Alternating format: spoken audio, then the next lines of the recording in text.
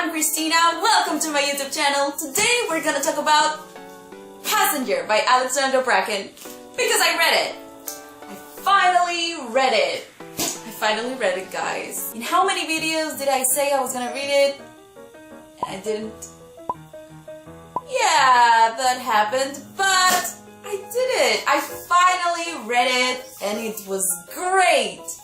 I bought this book because it got so much hype, and besides, the story was great. It had pirates!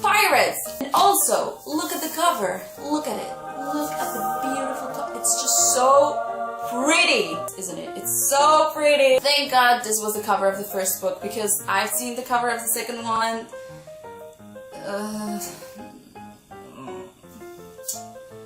Thank God this was the cover of the first book. So for all of you who don't know what this is about, which I'm pretty sure you all know, but if you don't know what this is about a girl that can time travel. And she has to find something through time in different parts of the earth with a pirate.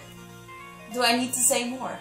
This isn't the first book that Alexandra Bracken has written, but it's the first one that I've read, and I'm in love with her writing style. This book is fast-paced, the characters are interesting, the plot, I loved going all the places that this book took me, and I can't wait for the sequel. What you can see with this book is that Alexandra Bracken did her homework with the time periods and the places and the music, because what's so interesting about this book is how time travel works in this, because it's complicated but at the same time it's really easy. The way it works is that you can only travel through portals in different places in the world, and each portal will take you to a different place in the world in a different time period, but that portal only works with that time period.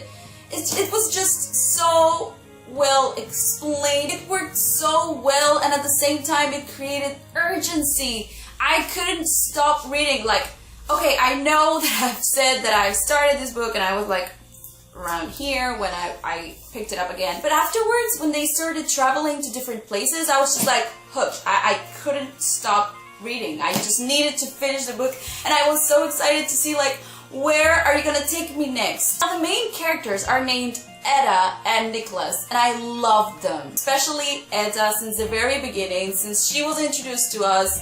I loved her. She's a violinist, and it worked so well because time travel works with music. What? My favorite character though was Alice. I loved her. What I didn't like about this book was the way that Edda and Nicholas fell in love. I'll get into it in the spoilery section, but for now, that's the only thing that I can tell you. It didn't work for me, and actually I prefer scenes where they interacted with different people. I'm in love with love stories, and it was interesting to me that I wasn't into this love story, but I loved the rest of the book, so that says a lot. Also, at the beginning it was a little slow for me, especially the prologue. Now we're getting into the spoilery section, so just go away, just go, leave, because I'm gonna start talking about spoilers, and you don't want to be spoiled. Seriously, you don't want to be spoiled. So, see ya, bye. Okay, spoilers. The mother. What the? With the mother, I hated her so much. I just wanted to punch her. I wanted her to die. I was just like, what are you did all of this? I don't know if in the second book she's gonna do something that would redeem her, but for now, I hope she dies. Oh my god, she orchestrated everything. She threw her daughter into the wilderness. Why didn't she tell her anything? Why? Oh, it's because that's the only way it could work.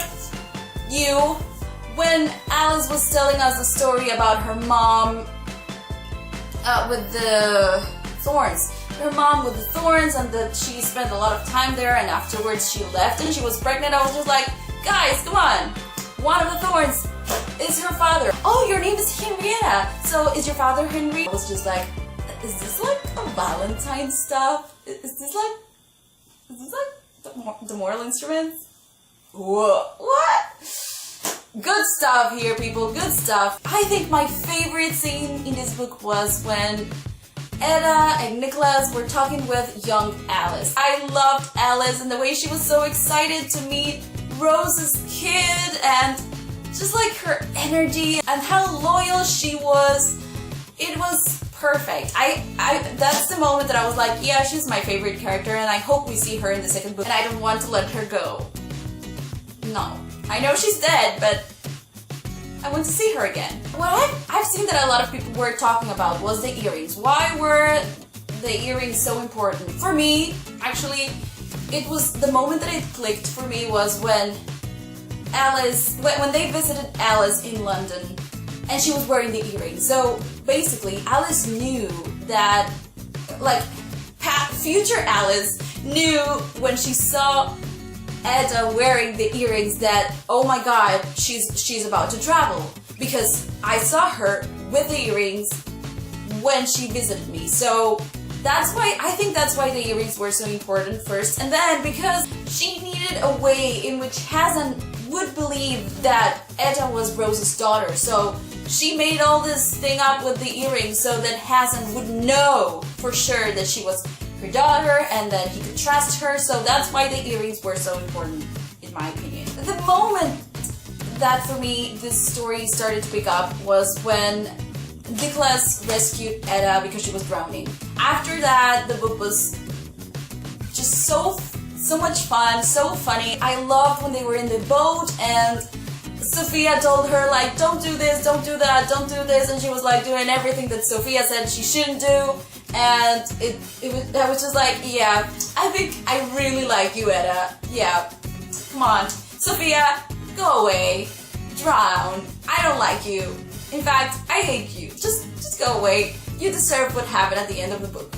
Seriously, you deserved it. What I didn't like about this book, the insta-love. I know that they're the main characters and I know they're gonna fall in love with each other, but this felt so quick and out of nowhere.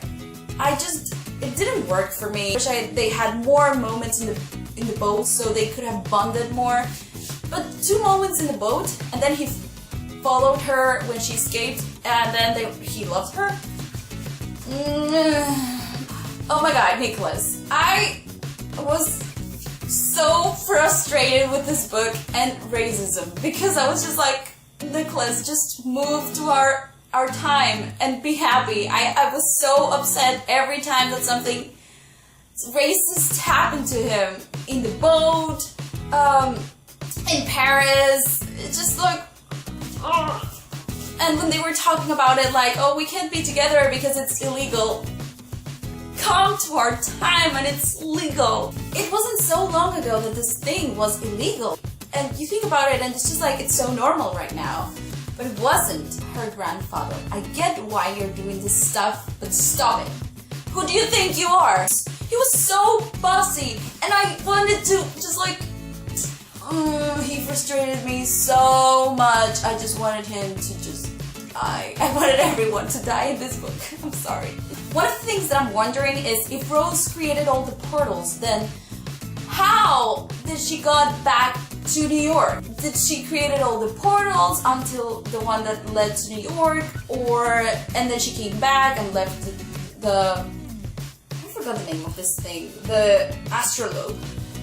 Or how did she do it? I mean, I get how she created all the portals until the point when she hit the astrolabe, but then she had to go to New York. Do you know how that worked? Maybe I missed it. Also, with this cover, I thought they were gonna be in the boat for a longer period of time, but no, they were there just for a chapter, and I was just like, I wanted them to be pirates. So I hope that in the sequel they go back to the ship. I hope so. Oh my god, when Augustus saw Edda and thought that she was Rose, I wasn't expecting that, because they mentioned that Augustus saw Rose at some point, but oh my god, it wasn't Rose, it was Edda. I didn't see that one coming. At some point, I was just so confused that I thought that Edda and Nicholas were siblings, and I was just like, I hope this is not true. I just hope this is not true. It didn't last long, but when I thought about it, I was just like, no. The ending, oh my god, it was just like boom, boom, boom, boom, boom, boom, boom. It was so quick. I had to reread it and to absorb everything that was happening. And then I know that getting the astrolabe was super easy, but afterwards when Etta vanished, I was just like, what? And then Rose appeared, and then she said, oh, I knew all along that this was gonna happen, but I couldn't come earlier because there was a past self me here. Oh my god, why did you do that? Who told you about everything that was gonna happen? Was it Etta? Was it Julian? Who told you about this stuff? I want to see Etta and Julian work together in the second book. Was I the only one who just loved that there was a Mickey in Hassan's house? Was it a Mickey Mouse? I think it was a Mickey Mouse. Even though I don't like Mickey Mouse, I was just like, our time represent. I was thinking the places that I want them to go, and I was thinking like, oh, Japan with the samurais, Egypt, the Incas, or the Mayans, or Russia. Can we go to Russia when the Bolshevik Revolution happened? There are so many places and time periods that they could take us, and I'm so excited for that. I'm really excited for the sequel to this book. I'm so happy that I read it in September. So I just have to wait 4 months to the sequel, so yay me, there's a good silver linings, people, silver linings. Also, in the sequel, I want to see more of the crew, Jack and the other guys. Basically, I want more time in the ship, and I want the people that we met in the ship to be part of the sequel. I give this book a 4 out of 5 stars just because the insta-love didn't work for me. I really recommend it if you haven't read it yet, so go ahead, pick it up, read it, and we can discuss. And if you have read it already, tell me what you thought about it in the comments or your theories for the sequel. And that's it. Don't forget to give this video a thumbs up if you liked it, and subscribe, depending on where you're watching this video, just subscribe. I'm Cristina, I make videos every Tuesday. See you later. Bye!